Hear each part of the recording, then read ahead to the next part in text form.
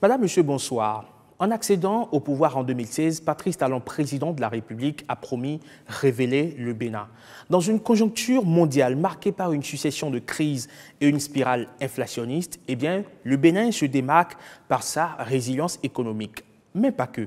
Tous les secteurs de la vie publique sont irradiés par des réformes structurelles qui leur donnent une certaine vitalité. Ainsi du sport, avec plusieurs grands projets dont le seul but est de parvenir à asseoir une bonne structuration et de meilleures performances.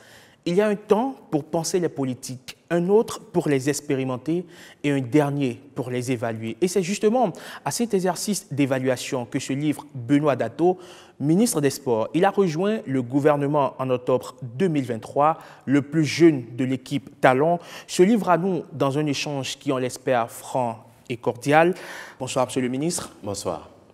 Pour co-présenter ce plateau avec moi, mon confrère de Radio Cotonou, commentateur pour A+ Bénin, Dikorel Seyon-Zourou. Bonsoir. Bonsoir, Eman. Monsieur le ministre, vous êtes en poste depuis 1 an. Dites-nous dans quel état êtes-vous venu trouver le sport béninois au mieux de sa forme ou un peu éclopé? Bonsoir, Dikorel. Bonsoir, Eman. Chers téléspectateurs, amis du mouvement sportif, bonsoir. Je suis particulièrement heureux d'être sur ce plateau avec vous.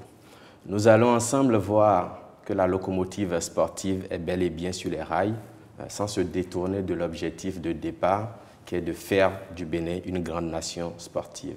Eh bien, chers amis, qu'ils vous souviennent qu'en 2016, à l'arrivée du président Patrice Talon, le sport béninois végétait dans un climat délétère. Il fallait régler des crises, notamment celles au sein de la famille du football. Il n'y avait pas un programme sportif de détection et de formation des talents à la base. Les rapports entre le gouvernement et les fédérations étaient très peu structurés. L'image de nos équipes nationales laissait à désirer et l'engouement populaire autour de nos athlètes et équipes était faible. Sous le leadership du président Patrice Talon, nous avons défini un objectif clair et précis, faire du Bénin une nation sportive. Et pour y arriver, de grandes réformes et actions sont mises en œuvre depuis 2016, et ce, de façon méthodique. Justement, Monsieur le ministre, depuis 2016, quelles sont ces actions-là qui ont été menées pour éclaircir ce tableau lugubre que vous venez de présenter? Si vous le permettez, je peux vous en citer quelques-unes pour votre gouverne et pour celle de nos téléspectateurs. La construction de 22 stades communaux de type omnisport sur toute l'étendue du territoire national, l'institution des classes sportives et le programme des jeunes officiels, la structuration du mécanisme de financement du sport par le secteur privé et l'institution des sociétés sportives. Les chantiers ouverts depuis lors se poursuivent pour certains et sont restructurés pour d'autres. En effet, depuis ma prise de fonction, mon équipe et moi travaillons à non seulement renforcer le dispositif en place, mais aussi et surtout à aller plus loin. Nous sommes résolument engagés à professionnaliser nos équipes nationales d'une part, à soutenir toutes les fédérations sportives d'autre part. Alors, Monsieur le ministre, vous en parlez, vous particulièrement, vous êtes en poste depuis octobre 2023. Qu'est-ce que vous avez déjà entrepris comme action? Dans un premier temps, nous avons commencé par sceller un nouveau pacte avec le Comité national olympique et sportif béninois et les fédérations pour une gestion plus efficace et plus efficiente des activités sportives. Dans un deuxième temps, nous avons entamé la réorganisation des directions techniques nationales. Nous avons procédé à des formations certifiantes des coachs, des arbitres et autres cadres techniques des fédérations et centres de formation sportive. La formation et le renforcement des capacités des encadrants sportifs pour la performance du programme des classes sportives. La restructuration des subventions allouées aux fédérations et aux clubs sportifs. Et puis une meilleure prise en charge des équipes nationales des autres disciplines sportives. À cet effet, cette année, nous avons alloué une subvention d'un montant de 3 186 320 200 francs qui sont destinés à accompagner la préparation et la participation de nos différentes équipes nationales sans distinction aux compétitions internationales majeures. La finalisation, par exemple, du projet de construction des académies dont 4 académies sportives ont été prévues et dont le lancement est imminent. Il s'agit entre autres d'une académie nationale, de 2 académies régionales et une dédiée exclusivement aux jeunes filles. Le tout dernier né, qui est le projet dénommé 0-10 ans synergie éducative et sportive, est dédié aux enfants des écoles primaires et vise principalement le développement harmonieux de la psychomotricité chez les enfants. Alors, Monsieur le ministre, on se rend compte que le gouvernement a mis un accent particulier sur la construction des infrastructures sportives. Vous l'avez rappelé à l'entame de vos propos. Et justement, vous allez le voir dans les différentes communes dans lesquelles ces stades-là ont été construits. L'engouement autour de ces joyaux est assez palpable. C'est ce qu'a constaté Ricardo Loïc Picou. Regardez. Des pelouses couvertes de gazon synthétique, des lignes bien tracées, une infrastructure qui révèle tout simplement le génie béninois. Dans la belle commune de Djougou, connue pour l'entrain des jeunes au sport, une infrastructure à nul autre pareil. Banikwara, Bembereke, Kouandé, des villes du nord du Bénin reçoivent également de belles pelouses. Dans cette commune qui fait frontière avec le Niger, la ville de Malanville peut désormais se réjouir d'abriter aussi un stade omnisport qui va voir défiler sur ses installations construites, selon les normes internationales, des jeunes très enthousiastes. Que dit alors de Niki ou encore de la belle ville touristique de Tanguieta qui nous offre un si beau paysage couvert de collines? D'une cité historique à une autre, la belle et historique ville d'Abomey reçoit en plein cœur un joyau très apprécié. À quelques kilomètres, Kové, la terre de Zéché, déjà auréolée d'infrastructures routières comme cette belle voie bien tracée traversant Banamé, reçoit aussi un stade aux normes internationales. Tofo, Savalou et Ouessé peuvent aussi se réjouir et jubiler. Les stades d'Aplahoué, de Commun, de Diakotomé, de Dogbo et de Grand Popo vont abriter désormais des compétitions. À Djoun, Avran, Kouketou, Ouida et Pobé reçoivent aussi des aires de jeu si bien construites. Le drapeau béninois va davantage flotter au cours des grands rendez-vous sportifs internationaux. Aujourd'hui, les gens ne peuvent pas voir l'importance de ce que le chef de l'État fait. Ça fait grandir la commune et ça nous permet de développer plusieurs activités sportives. Voilà donc ce que pensent quelques Béninois de ces infrastructures réalisées donc sous le leadership du président de la République, vous l'avez rappelé, Monsieur le ministre. Mais aujourd'hui, quel état des lieux nous pouvons faire en termes de construction d'infrastructures sportives? On sait que la dynamique a démarré depuis 2016. Aujourd'hui, quel est l'état des lieux qu'on peut faire? J'ai envie de vous dire que vous faites bien de vous intéresser au riche programme de construction d'infrastructures sportives par le gouvernement du président Patrice Talon. Ces joyaux ont essaimé, révélant la disponibilité du gouvernement à mobiliser les ressources techniques, financières et matérielles adaptées à notre contexte. Je veux dire à nos compatriotes que ces infrastructures sportives témoignent de la volonté du gouvernement à asseoir la pratique des disciplines sportives dans des conditions adéquates, le respect des réglementations, l'image, le confort des téléspectateurs, la durabilité des dites installations sportives et la sécurité. Nous avons développé ce projet de façon méthodique. D'abord, au plan national, il y a eu une optimisation de la rénovation du stade de l'Amitié Général Mathieu Kérékou. Il faut dire ici que nous avons encore quelques travaux à réaliser pour être totalement optimal. La décision du gouvernement de redorer les stades René Pleven, Charles de Gaulle et Parakou, le stade René Pleven bientôt transformé en un complexe sportif de type urbain, le stade Charles de Gaulle en cours de réhabilitation en stade d'honneur iconique avec de l'écrin textile autour des gradins, des terrains d'entraînement et une délocalisation des aires de jeu de main. Puis à Parakou, la construction d'un stade moderne de type omnisport. Ensuite, au plan départemental, une première phase de construction de 4 stades omnisports aux normes internationales sont construits, fonctionnels, ouverts au public et concédés à des clubs professionnels. Il s'agit des stades départementaux de Djougou, d'Abomey, de Pobé et de Aplahoué. Je tiens à rappeler que les 7 chefs-lieux de département restants bénéficieront de leur stade pour le compte de la seconde phase. Enfin, au niveau de nos communes, La première phase a consisté à la construction de 18 stades de type omnisport dans 18 localités, dans 18 communes, à savoir Banikoara, Malanville, Tanguieta, Kouandé, Bembereke, Niki, Wesse, Savalou, Kove, Grand Popo, Kome, Dogbo, Djakotome, Adjoun, Avrankou, Ouida et Tofo. Ces joyaux abritent de nos jours, comme vous le savez, des matchs de notre championnat, des championnats professionnels et amateurs. Alors, monsieur le ministre, vous venez de nous parler de ce qui est fait. Et ce qui est promis et qui n'est pas encore fait et qui semble peut-être oublié, c'est bien sûr la construction des académies de formation. Où en est-on par rapport à ce projet? Je l'ai dit tantôt, le programme que nous avons mis en œuvre est un programme qui est structuré et qui est déployé de manière méthodique. Il faut ajouter que les études techniques comptant pour le démarrage des travaux de construction des académies sont en cours de finalisation. Il y aura bientôt une académie à caractère national intégrée dans le programme global de CME-City. Dans cette académie, on aura, outre les principales disciplines, une académie de tennis avec des cours en terre battue, en dur et en gazon.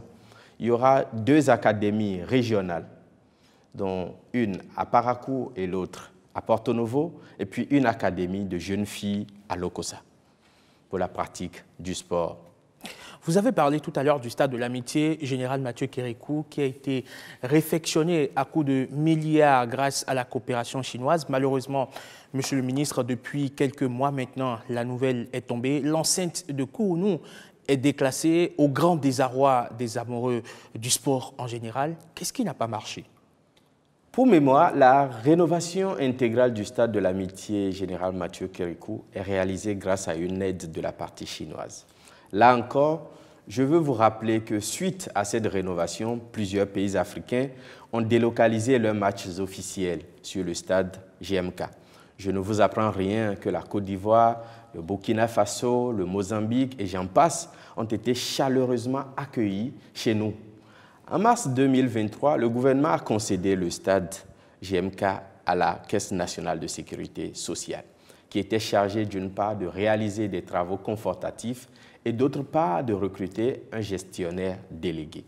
Les programmes sont en cours en vue de satisfaire à toutes les exigences de la Confédération africaine de football afin de rendre à nouveau le stade conforme.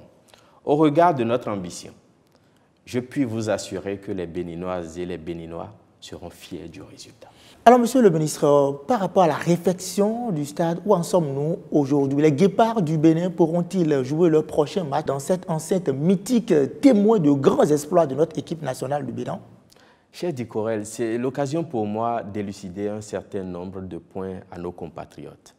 Je vous restitue ici les principaux motifs du déclassement du stade de l'amitié Général Mathieu Kérékou exposé par la CAF.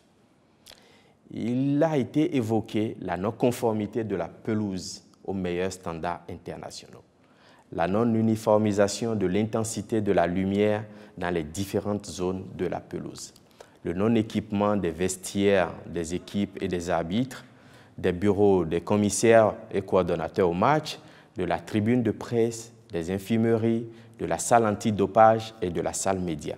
L'absence de tourniquet de signalisation pour l'accès des spectateurs, l'absence d'une barrière en fibre de verre devant la première rangée de la loge VVIP, l'absence de la plateforme principale de caméras dans la tribune du côté ouest, l'absence d'un terrain d'entraînement, l'inexistence d'une zone mixte et de connexion Internet, le mauvais emplacement des centres opérationnels du site.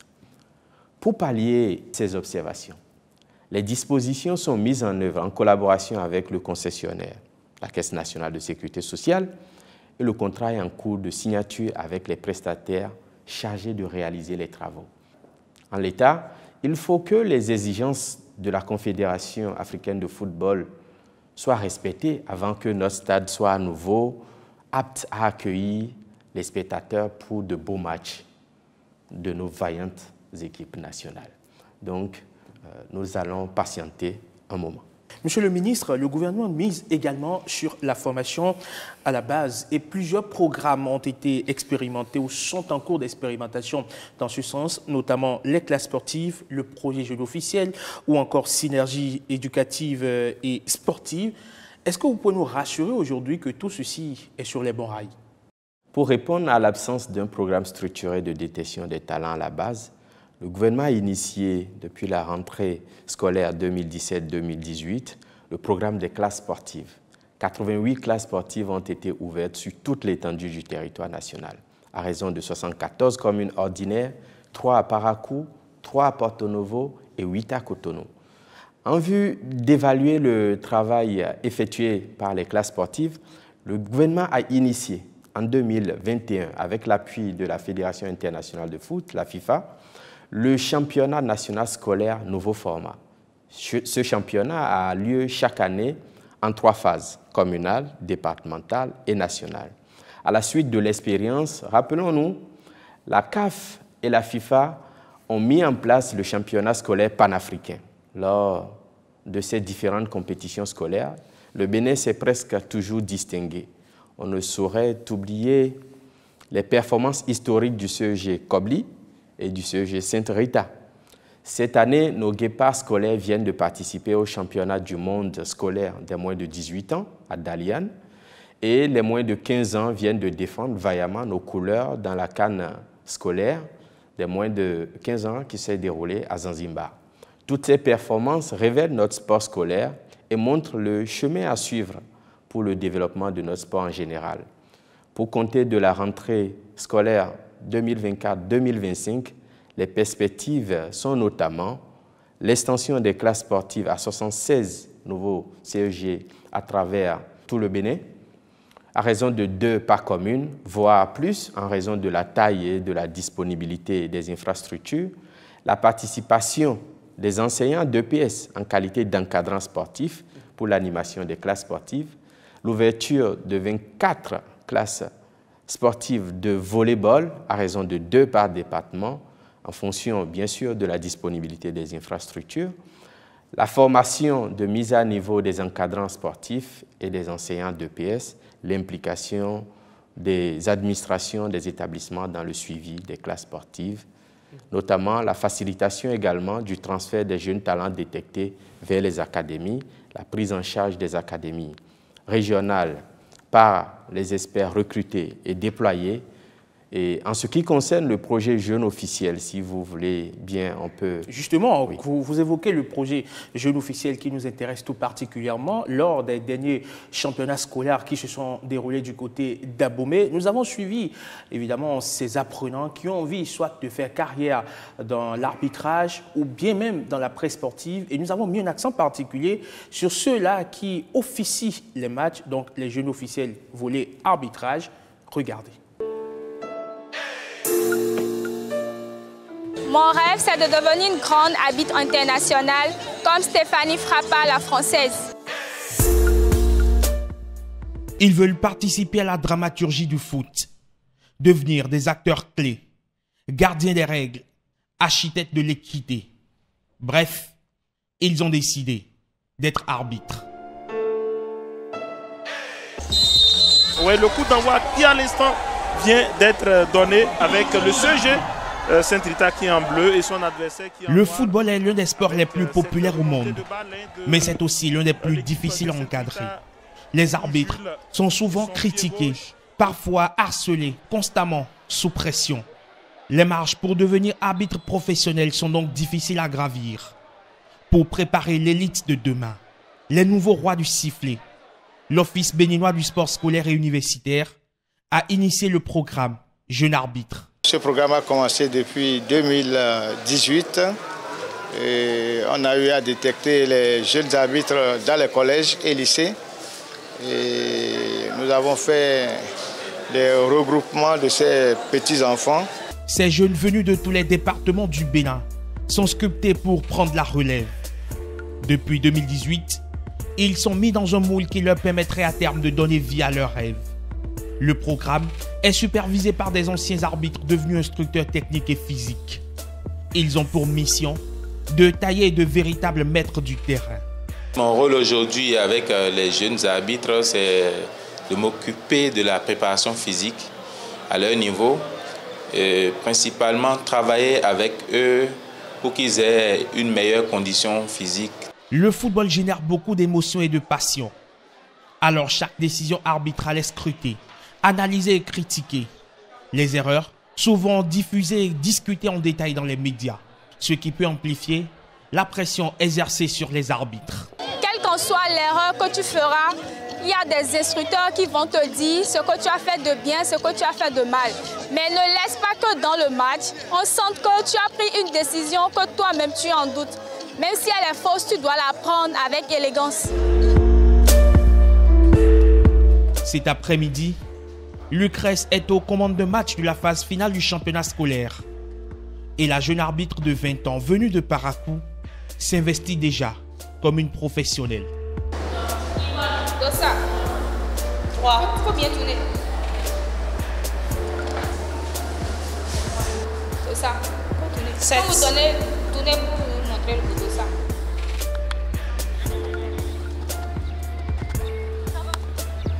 Déplacement, respect des lois du jeu, prise de décision. Pour l'édition 2023 du championnat national scolaire, les progrès réalisés par les jeunes arbitres sautent à l'œil. Quand je vois la prestation des jeunes officiels, vraiment, je suis tranquille parce que j'ai vu de très bons arbitrages par les jeunes et ça promet que l'avenir sera meilleur pour ces jeunes-là. Pour la plupart d'entre eux, ils sont déjà arbitres de district et sifflent les matchs des championnats nationaux féminins et de 3e division masculine. Pour ces jeunes en début de carrière, l'ambition est de finir au sommet. Mon projet, c'est d'aller un peu plus loin et de représenter mon pays au niveau international. Nous sommes rassurés que dans un futur très proche, ils seront de très très grands arbitres. Arbitre. Un travail difficile et souvent ingrat, mais un rôle essentiel dans le fonctionnement du football. Pour ces nouveaux visages, le chemin vient de commencer. Ils ont désormais leur destin au bout du sifflet. Et si Awali Salissou était du côté de la Chine pour arbitrer, certainement qu'il veut marcher dans les pas du grand nom du sifflet africain et béninois Bonaventure Kofi Kodia. Monsieur le ministre, et donc le programme jeune officiel, ce n'est pas seulement le sifflet, l'arbitrage. Alors dites-nous en quoi consiste concrètement ce programme? Il consiste à former nos jeunes enfants, nos frères, nos sœurs, au métier du sport, à savoir le coaching, le reportage sportif, l'arbitrage et le secourisme. Là encore, les résultats sont encourageants et nous motivent à aller encore plus loin. Par exemple, de 2018 à 2022, il y a eu 8559 jeunes qui ont été enrôlés dans le programme, suivant les corps de métier. On peut dénombrer environ 1149 jeunes reporters, 2918 jeunes arbitres, 2092 jeunes coachs, et 1999 jeunes secouristes, en plus des 401 jeunes arbitres de basketball. On se rend compte que tout est chiffré au détail près. Absolument, absolument. C'est un programme qui est suivi de très près. Aujourd'hui, certains des jeunes arbitres officient dans le championnat régional, ce qui leur offre des perspectives pour l'avenir. Je voudrais enfin rappeler à nos compatriotes que le 7 mai passé, nous avons lancé, en collaboration avec notre collègue du ministère en charge de l'enseignement maternel et primaire, le programme dénommé 0-10 ans, synergie éducative et sportive. Ce programme est dédié aux enfants des écoles primaires dans une première phase et vise principalement le développement harmonieux de la psychomotricité chez les enfants afin de les préparer à un avenir meilleur et certain. Monsieur le ministre, c'est vrai, hein, tout ça est beau et bien, mais pour qu'il soit constructif et efficace sur le long terme, il est important et nécessaire de penser à la professionnalisation du sport béninois. Où en est-on par rapport à ce chantier importantissime? Vous savez, avant 2016, on comptait à peine 4 directions techniques nationales qui fonctionnaient de manière non structurée. Et or, la direction technique nationale est essentielle pour contribuer à la formation des athlètes. et à l'organisation des compétitions et au développement des stratégies en vue d'améliorer les performances nationales. Conscient que les investissements en matière d'infrastructures sportives et l'institution des différents programmes et projets sportifs devraient être accompagnés par des experts techniques, le gouvernement a pris des mesures au fin de doter, dans une première phase, 5 fédérations d'un effectif de 20 personnes, à savoir les DTN et leurs adjoints, les entraîneurs nationaux et leurs adjoints, des conseillers techniques régionaux, les entraîneurs de gardiens selon le cas, des préparateurs physiques et des secrétaires administratifs. Il est prévu également de prendre en charge les salaires des directeurs techniques nationaux et leurs adjoints pour les disciplines suivantes, l'athlétisme, le handball, le basket et le volleyball.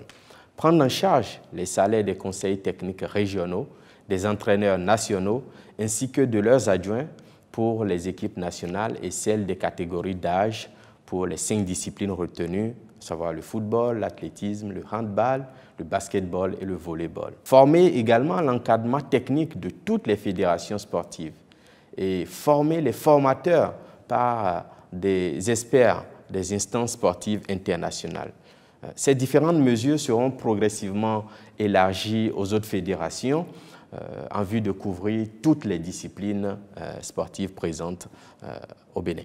On se rend compte que le gouvernement injecte beaucoup de milliards aujourd'hui dans le sport. Jamais dans l'histoire du Bénin, le sport n'a reçu autant d'attention des pouvoirs publics. Et ça se remarque au niveau des subventions qui sont accordées aux différentes fédérations.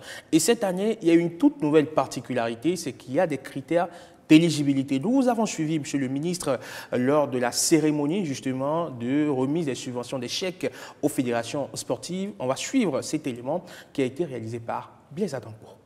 10 critères et pas un de moins. C'est l'épreuve de passage pour que les fédérations sportives bénéficient des subventions publiques. Les critères au plan national sont la qualité de l'encadrement technique et de l'arbitrage, la qualité de la gestion administrative et du fonctionnement, la qualité de la gestion financière, la qualité de la gestion stratégique, la qualité de la gestion des ressources humaines opérationnelles, le sponsoring, la capacité d'organisation des compétitions, la démocratisation de la pratique sportive.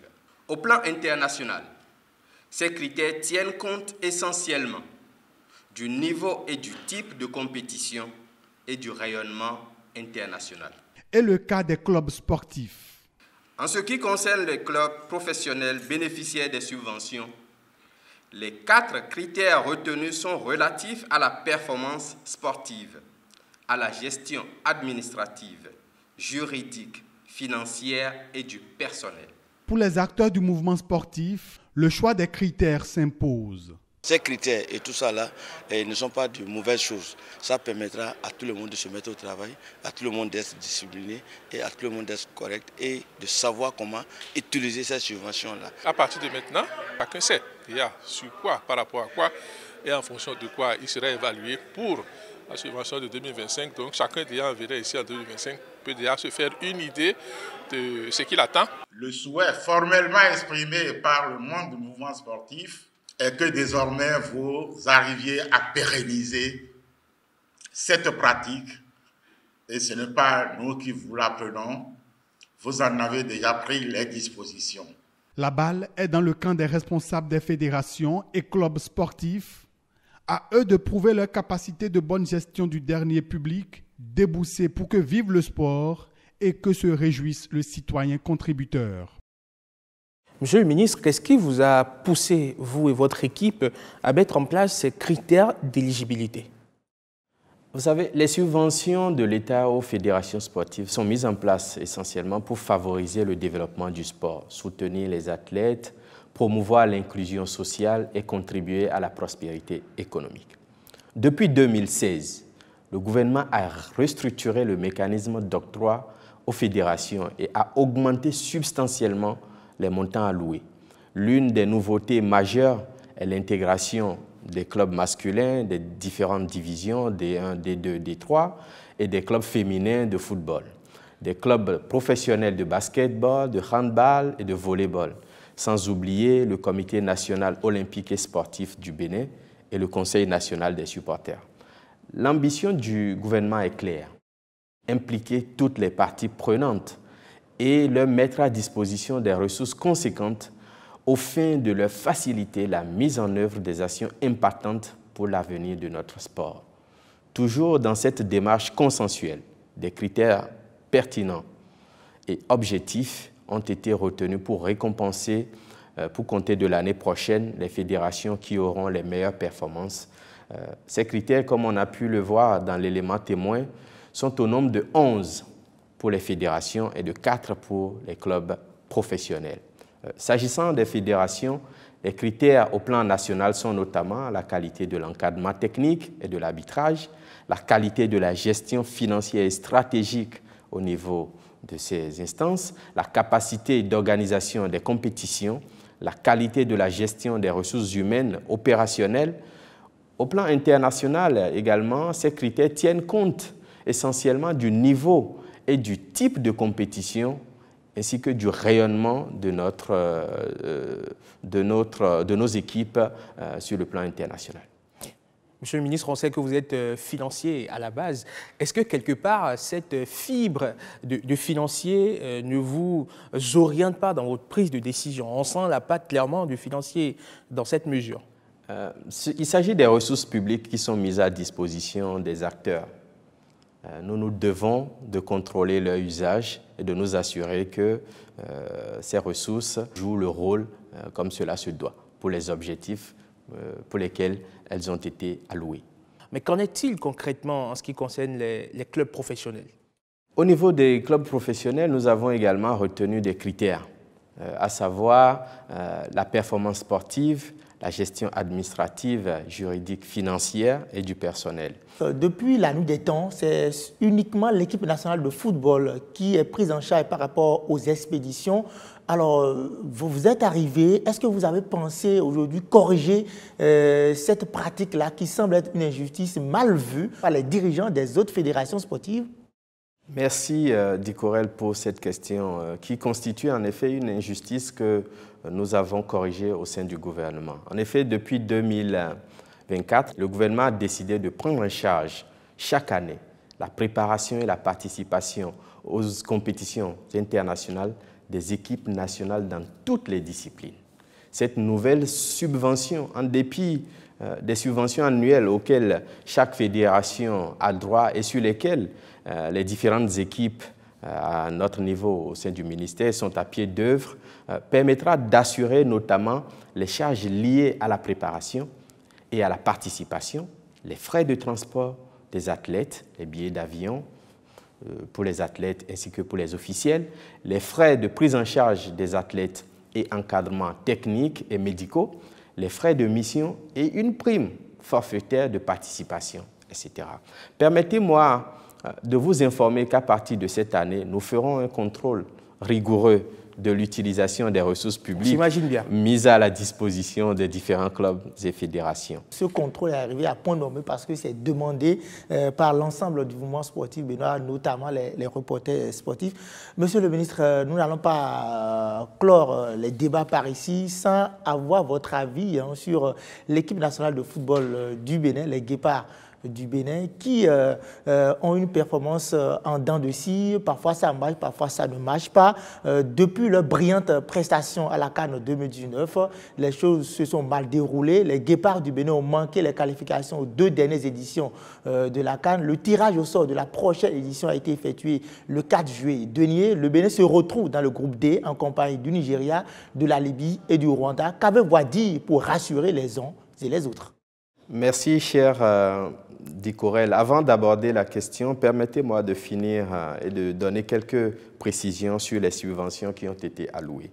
En effet, depuis 2016, vous auriez constaté que les subventions avoisinaient les 79 500 000. Nous sommes passés à 502 millions en 2017, 553 millions en 2018, 653 millions en 2019. Aujourd'hui, en 2024, nous sommes à 4 milliards 655 millions de francs CFA. Le bon est quantitatif. Absolument. Et qualitatif aussi. Absolument, absolument. Je comprends, pour revenir à votre question, le mécontentement des supporters. Mais en même temps, je veux les rassurer.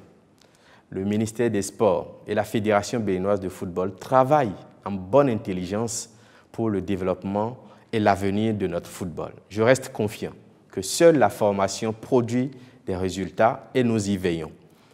Les derniers résultats, comme vous avez pu le constater, le prouvent et nous œuvrons à maintenir ce cap. Monsieur le ministre, au vu de ce que vous avez développé dans cet échange, est-ce qu'on peut dire que le sport béninois se porte très bien? Dans la dynamique de renforcer les acquis, en collaboration avec les principaux acteurs du mouvement sportif, mon équipe et moi-même avons eu besoin de définir un nouveau cap et d'essayer de donner plus de moyens aux fédérations sportives et aux athlètes. Ensemble, nous nous sommes engagés à ne plus laisser place à l'amateurisme, à travailler à la professionnalisation de nos athlètes et de nos équipes. Il faut du temps, il faut un suivi et l'évaluation a lieu lors des différentes compétitions. Alors, Monsieur le ministre, on comprend que la performance des différentes équipes nationales du Bénin vous tient véritablement à cœur. Et pour valoriser ces prestations, il faut forcément de la communication. Pour communiquer, il faut que les reporters sportifs soient véritablement associés. Alors, dites-nous aujourd'hui, qu'est-ce que vous pensez entreprendre pour associer les journalistes sportifs à la participation de nos différentes équipes nationales aux compétitions internationales? L'approche que nous mettons en œuvre est une approche méthodique, comme je l'ai dit tantôt, et nous œuvrons à associer tous les acteurs autour du mouvement sportif, de sorte à avoir cette énergie positive pour accompagner l'ensemble de nos expéditions. Et donc les équipes des reporters sportifs ne seront pas du reste. Monsieur le ministre, cet échange, nous l'avons voulu convivial et fraternel. Dicorel, j'espère que ce fut le cas. Merci. Merci à vous. Merci, chers téléspectateurs, de nous avoir suivis. Au plaisir pour d'autres rendez-vous. Bonsoir chez vous. Bonsoir.